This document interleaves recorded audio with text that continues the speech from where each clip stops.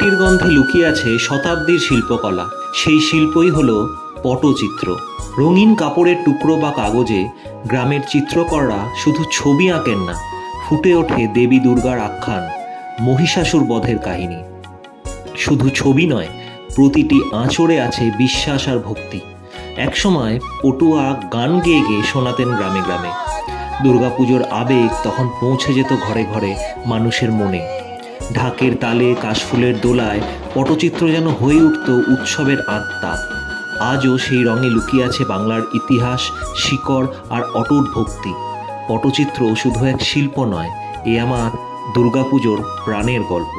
এরপর ঠাকুর দেখতে গিয়ে যখনই পটচিত্র দেখবেন, শ্রদ্ধা জানাবেন সেই সমস্ত অক্লান্ত মানুষগুলিকে যারা বাঁচিয়ে রেখেছে শতাব্দী প্রাচীন এই শিল্পকে।